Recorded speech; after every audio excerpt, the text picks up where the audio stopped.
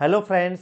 SY BCom की आने वाली एग्जाम को ध्यान में रखते हुए उसकी बेहतरीन प्रिपरेशन के लिए साहस एप्लीकेशन के ऊपर सभी सब्जेक्ट के सुपर रिवीजन सेशंस अवेलेबल है। और आज के इस पर्टिकुलर सेशन में हम डिस्कस करने जा रहे हैं ईएसबीएम सब्जेक्ट का एमएसयू 2023 का एग्जाम पेपर। राइट, चलिए तो शुरुआत करते हैं। Question number 1, that is sociologist consider the entrepreneur as blank corresponding to the role expected by the society. So यहाँ पे हमारा करेक्ट आंसर है दैट इज रोल परफॉर्मर। क्यों कहा है भाई? रोल डिफाइनर नहीं है। क्यों? क्योंकि जो एंटरप्रेन्योर होता है वो सोसाइटी की जो एक्सपेक्टेशन होती है, नीड होती है, डिजायर होती है, उसको फुलफिल करता है, ना ही कि अपने नए रूल डिफाइन करता है। Question number 2, which characteristics define entrepreneur as a believer of the accomplishment and setbacks within their own control and influence and can be affected by the outcome of their actions। यानी कि यहाँ पे क्या कहा है, और जो एंटरप्रेन्योर है वो खुद की एक्शन के लिए खुद जिम्मेदार है। क्या कहा है? Internal locus control. यानी कि इंटरनल लोकस कंट्रोल क्या कह रहा है? Refers to the belief that outcome are within one's internal control and inspiration. Entrepreneur के सक्सेस का मेन रीजन, बेसिक फंडामेंटल क्या है? उसकी own action. Question number 3, that is according to the Joseph Schumpeter the entrepreneur in an advanced economy is an individual who is blank. So यहां पे हमारा correct answer आएगा introduces something new in the economy. क्यों? हमें पता है भाई, Joseph स्किम्पिटर क्या कहता है? Introduce something new in the economy. right, if it's a JB say, then according to JB say entrepreneur combines the factors of production, and according to Richard Cantillon जो entrepreneur होता है that buys the factors of production। so यहां पे हमारा correct answer आएगा that is introduce something new in the economy। Question number 4, blank has identified the barriers to the entrepreneurship. So यहां पे हमारा करेक्ट आंसर आएगा that is Karl H Vesper. Right. Question number 5, which of the following is not true for an intrapreneur. देखिए, entrepreneur नहीं कहा है, intrapreneur कहा है। ही और she operates within the organisational environment. तो ये क्या कह रहा है भाई? जो इंट्राप्रेन्योर होता है वो within the organisation work कर रहा है, लेकिन यहां हमारे क्वेश्चन में क्या दिया हुआ है? नॉट दिया हुआ है। सो ये करेक्ट आंसर नहीं आएगा। ही और she reanalyse the entrepreneurship within large organisation. तो ये भी हमारा आंसर नहीं है। हमारा करेक्ट आंसर क्या है? ही और she sees a business opportunity, obtains the necessary inputs and start a business operations. Right. क्यों? क्योंकि हमें करेक्ट आंसर नहीं है वो पूछा हुआ है, नॉट पूछा हुआ है। अगर यहां पे नॉट नहीं होता तो ये करेक्ट आंसर नहीं हो रहा था। ही और she transform an idea into reality by focusing on innovation and creativity in the internal organizational environment. Clear? तो यहां पे हमारा करेक्ट आंसर क्या आया? That is C. Question number 6, which of the following is the false statement? That is entrepreneurship do not seek feedback, sorry, entrepreneurs do not seek feedback. अब जो entrepreneurs होते हैं they always seek feedback is a common practice among entrepreneurs. Why? As it helps them to refine their ideas and strategies. Therefore option A is false. ध्यान से समझना दोस्तों, यहां पे हमें क्या कहा है? False statement. अगर करेक्ट स्टेटमेंट होता तो हमारा आंसर ए नहीं होता, पर हमें यहां क्या पूछा हुआ है? Which of the following is a false statement. So entrepreneur do not seek feedback. Entrepreneurs को हमेशा फीडबैक की रिक्वायरमेंट रहती है। क्यों? क्योंकि लोगों की फीडबैक मिलने के बाद ही वो अपने आप को अपग्रेड करता है और मार्केट में नए नए सक्सेस, नए नए अचीवमेंट और गोल हासिल करता है। Question number 7, that is pick the odd one out. यहां पे जो हमें ऑप्शन दिए हैं exchange relationship and purchasing inputs, तो वो करेक्ट कॉम्बिनेशन है। Technology is equal to upgrading process and product quality. Okay, तो ये भी करेक्ट मैच है। Management control that is production management. तो यहां पे मैनेजमेंट और प्रोडक्शन कंट्रोल दोनों मैचिंग हो रहा है। लास्ट में हमें क्या बोला है? Practical administration and gaining command over scarce resource.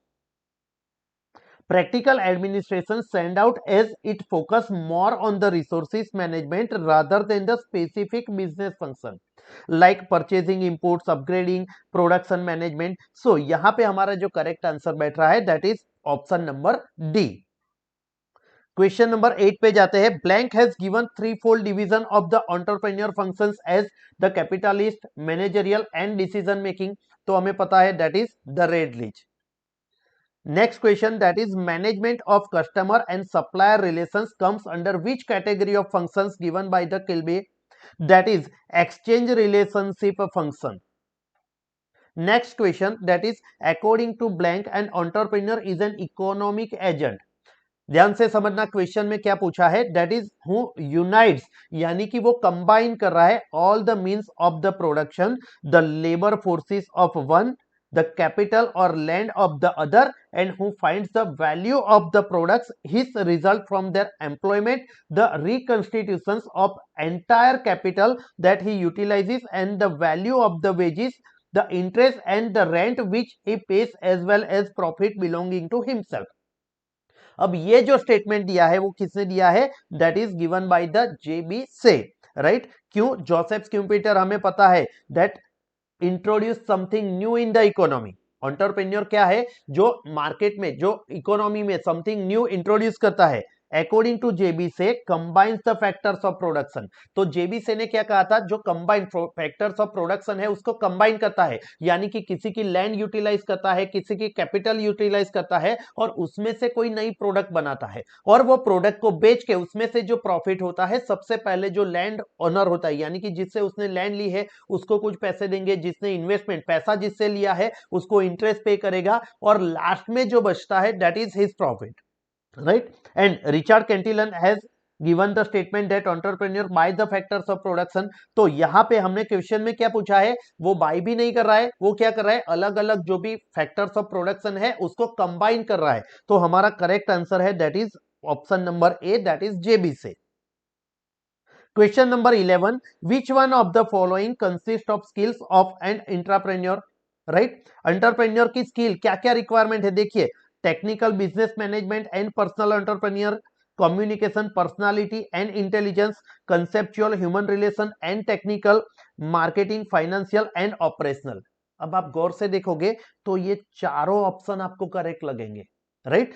क्या कहा है, बट यहां पे जो हमारा नियर बाय ऑप्शन हो रहा है that is option number A. क्या कह रहे हैं, this skill are, that means the technical business management and personal entrepreneur commonly associated with the entrepreneurial success,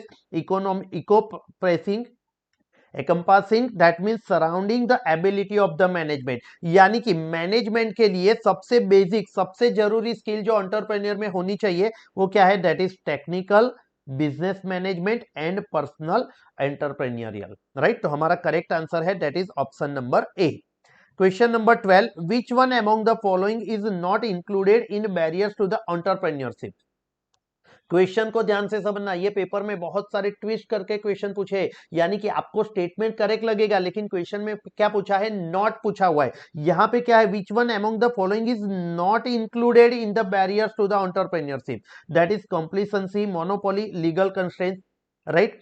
second one that is commitment, determination and the persistence.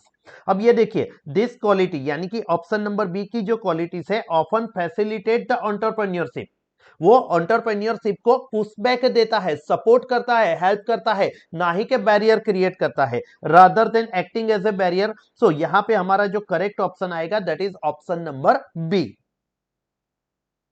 Question number 13, blank is part of an organisation.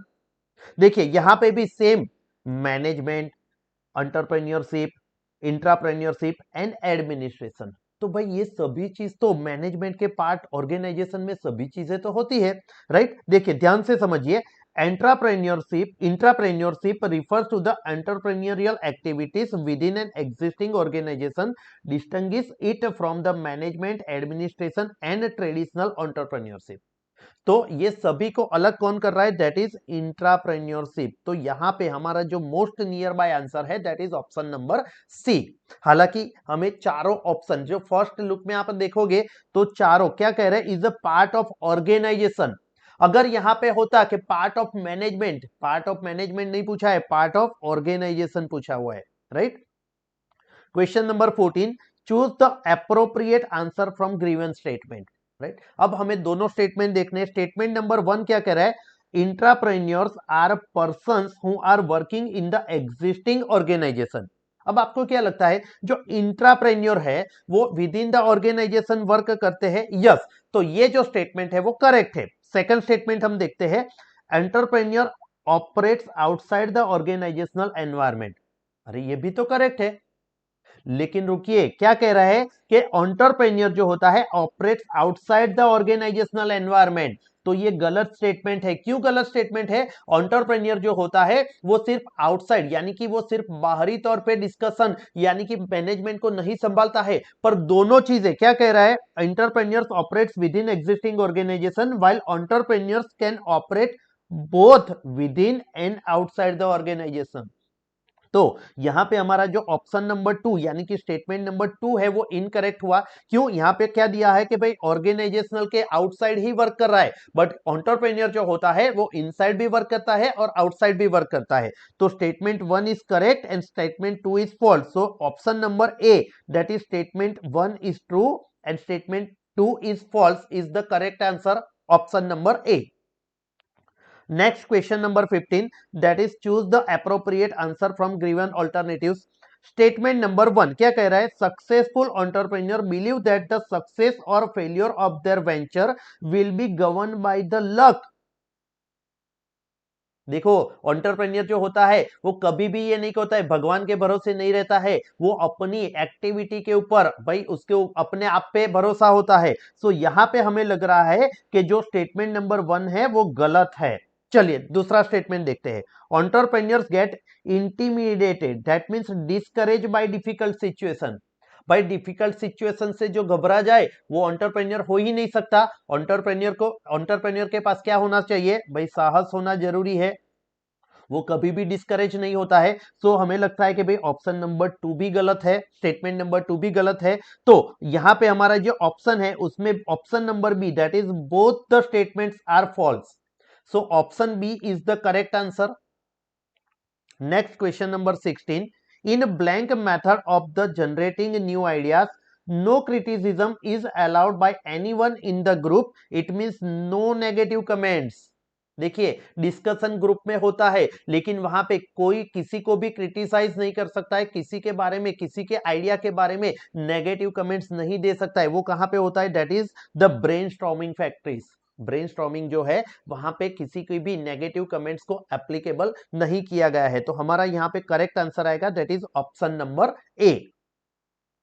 Question number 17, blank uses individuals in a manner that is analogous, that means similar to the focus group, to generate a new product ideas. However, instead of generating new ideas themselves, consumers are provided with a list of problems in a general product category.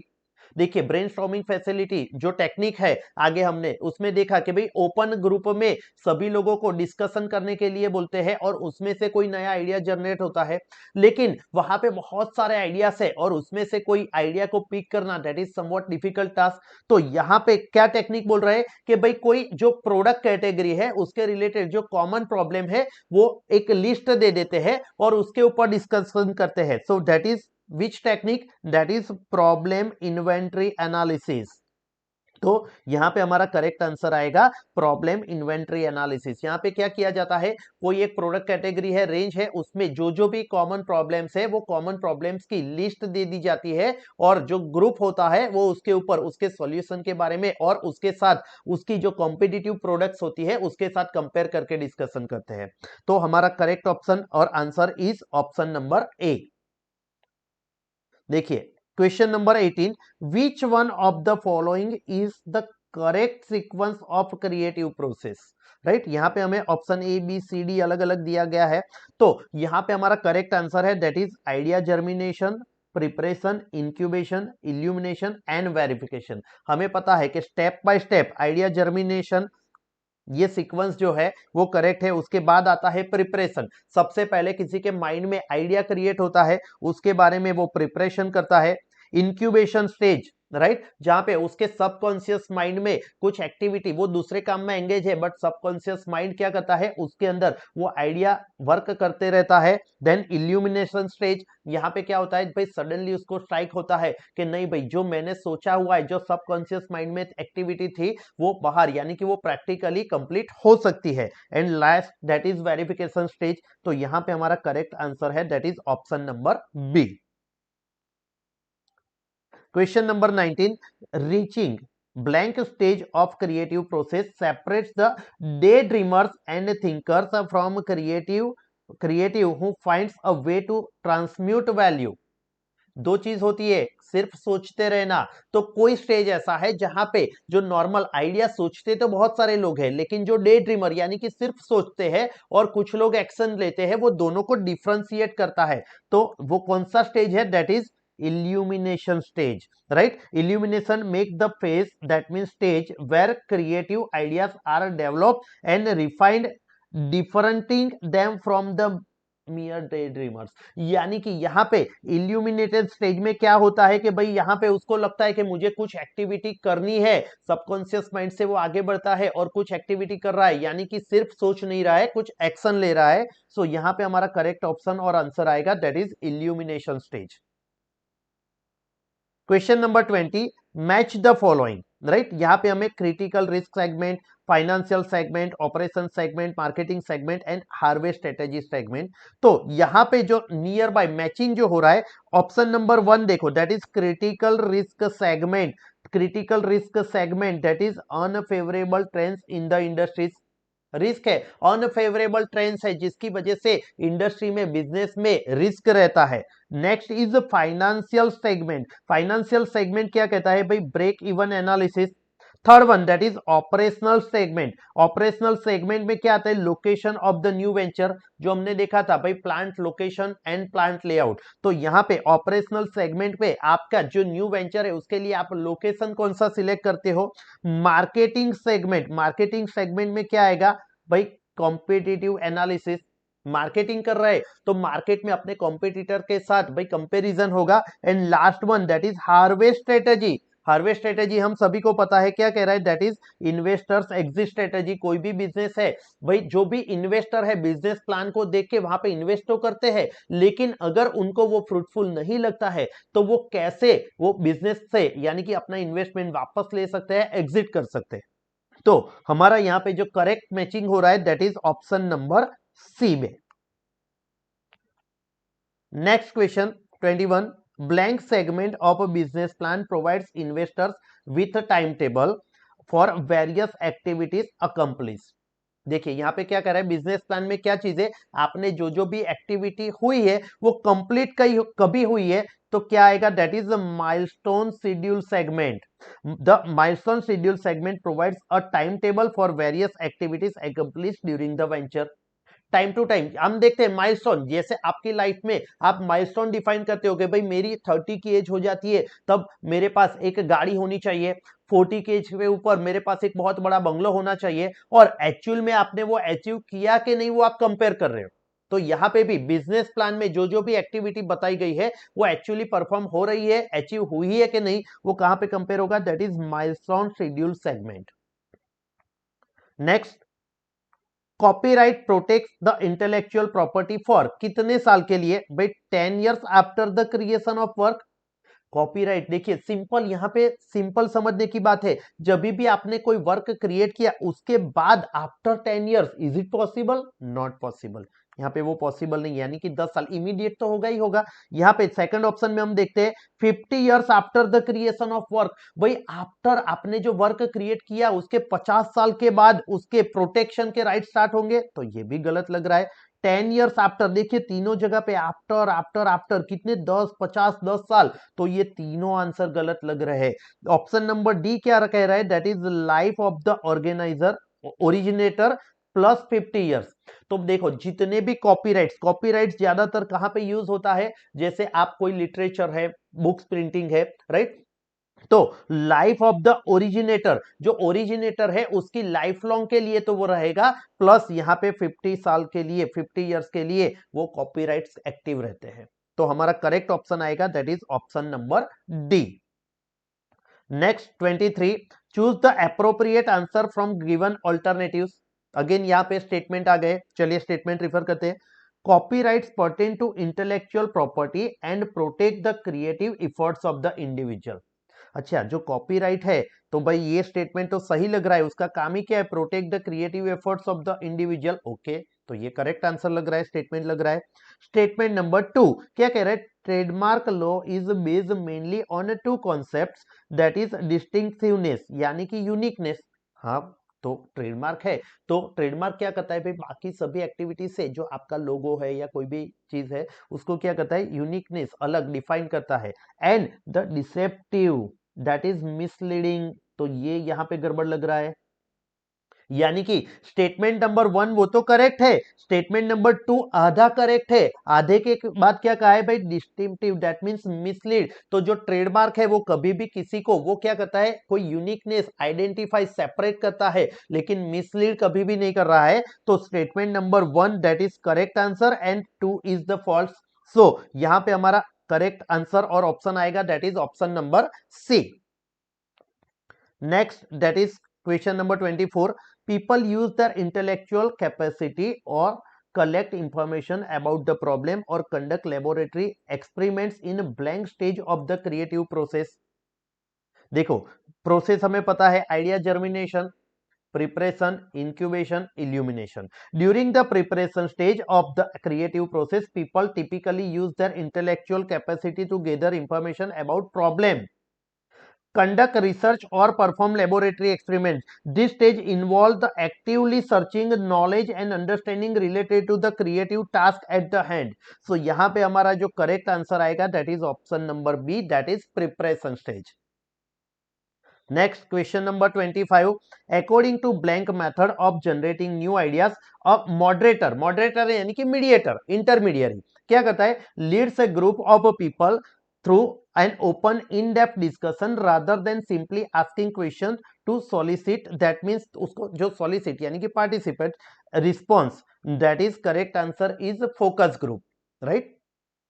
Focus group involves open in depth discussion. वहां पे भी आपको क्या है? Open in depth, आपको कोई point दे दिया, आपको कोई चीज, यहाँ पे सभी 15-20 लोगों का जो ग्रुप होता है या 8 से 12 लोगों का जो ग्रुप होता है, राइट, वो अलग अलग चीजों के ऊपर डिस्कशन करते हैं और उसमें से जो बेस्ट आइडिया लगता है उसको वो पिक करता है। That is correct answer is focus group. Next question number 26.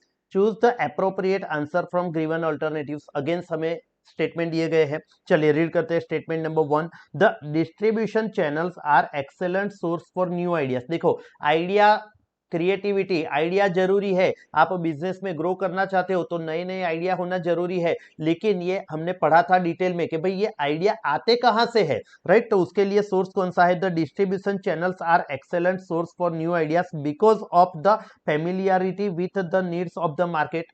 तो ये जो स्टेटमेंट जो है हमें करेक्ट लग रहा है। क्यों? क्योंकि जो डिस्ट्रीब्यूटर्स होते हैं वो डायरेक्टली मार्केट में ऑपरेट करते हैं, कस्टमर के साथ जुड़े हुए होते हैं, रिटेलर के साथ जुड़े हुए होते हैं, तो वो नए आइडिया जनरेट कर सकते हैं। सेकंड स्टेटमेंट देखते हैं, federal government can not be source of new product ideas. नहीं, तो ये गलत लग रहा है। फेडरल गवर्नमेंट यानी कि जो लोकल गवर्नमेंट हम बोलते हैं या कॉर्पोरेशन बोलते हैं, वो कुछ रूल्स रेगुलेशंस डिफाइन करते हैं, या तो कोई जगह पे वो सब्सिडी देते हैं, कुछ बेनिफिट देते हैं, जिसकी वजह से हमारे माइंड में नए आइडिया क्रिएट हो सकते हैं। सो यहाँ पे जो सेकंड स्टेटमेंट है वो गलत लग रहा है। सो यहाँ पे हमारा करेक्ट आंसर आएगा that is statement 1 is true and statement 2 is the false statement, right? चलिए next question number 27. Choose the appropriate answer from given alternatives. Again यहाँ पे दो स्टेटमेंट दिए गए हैं। The competitive economic and financial analysis included in the business plan subject entrepreneur to close scrutiny of his or her assumptions about the venture success. तो देखिए क्या कह रहे हैं, competitive economic and financial analysis. तो ये जो एनालिसिस तीनों है, evaluate the feasibility and potential success of the business idea, right? यानी कि भाई वो सर्वे से उनको पता चलता है कि भाई आपका जो बिजनेस आइडिया है वो सक्सेसफुल रहेगा कि नहीं रहेगा। सो हमें यहाँ पे क्या लग रहा है? Statement 1 is the correct, right? चलिए स्टेटमेंट नंबर 2 पे चलते हैं। Registered trademark can be protected in the perpetuity or indefinitely, यानी कि लॉन्ग टर्म के लिए, फॉर एवर। एक बार आपने रजिस्टर ट्रेडमार्क रजिस्टर करवा दिया तो लाइफ लॉन्ग चलता ही रहेगा, for ever for ever for ever. तो ये हमें गलत, गड़बड़ लग रहा है। क्यों लग रहा है? कि भाई register trademark can be protected for a significant duration, trademark protection is not perpetual, trademarks require renewal, कुछ साल के बाद उसको फर्दर आपको रिन्यू करवाना पड़ता है, और even and maintenance to remain protected and there are circumstances under which trademark protection can be lost such as becoming general. अगर जो आपका आइडिया इन जनरल हो गया है, लोग उसको यूज कर रहे हैं, तो फिर वो जो आपकी ट्रेडमार्क वाली जो एक्टिविटी है वो कंटिन्यू नहीं रहेगी। सो यहाँ पे जो स्टेटमेंट नंबर 2 लग रहा है वो गलत लग रहा है। So option number C that is statement 1 is true and statement number 2 is false is the correct answer, option number C. चलिए आगे बढ़ते हैं, question number 28। In which of the following step of creative process there is a subconscious assimilation. Assimilation means the integration of the information को integrate करना, mix करना, collect करना, right. Verification, preparation, incubation and illumination. तो incubation involves the subconscious processing and gathering of the information is subconscious mind. देखिए incubation stage में 5 stage हमें पता है। सबसे पहला है that is idea germination, right. Second one that is preparation, third one that is incubation. यहाँ पे जो मेन जिसके पास आइडिया होता है वो क्या कहता है, कुछ और एक्टिविटी में इन्वॉल्व रहता है, लेकिन उसका जो सबकॉन्शियस माइंड होता है वो क्रिएटिवली उसके ऊपर सोचता रहता है, कुछ इंफॉर्मेशन कहाँ पे देखता रहता है। Fourth stage that is illumination and fifth one that is verification, right. तो यहाँ पे हमारा जो करेक्ट ऑप्शन और आंसर है that is option number C, incubation stage. Next question number 29। Which of the following was created by the Bernd Rohrbach under the name method 635, right.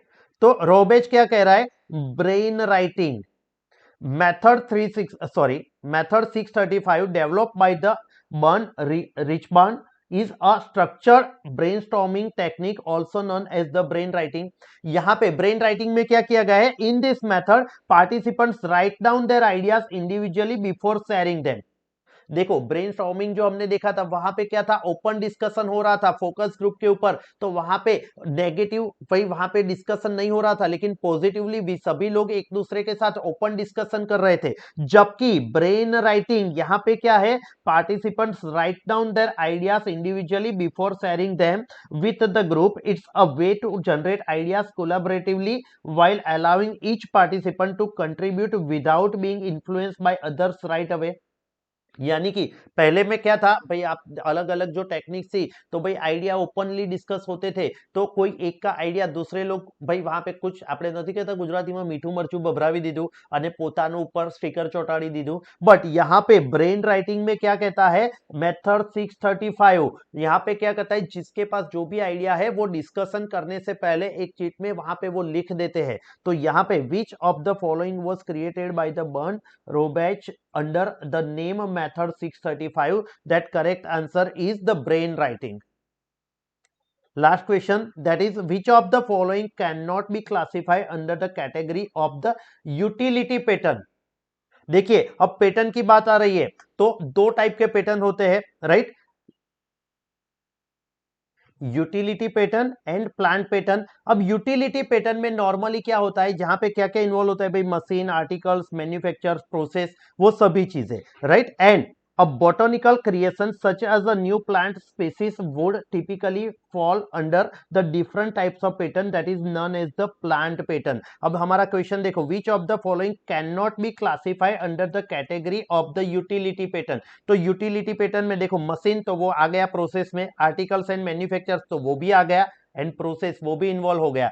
तो हमारा जो यहाँ पे करेक्ट आंसर आएगा that is option number A, that is botanical creation that falls under the plant patent and not under the utility patent, right. तो यहाँ पे हमारा जो MSU 2023 के पेपर का in depth discussion with the conceptual understanding complete हुआ।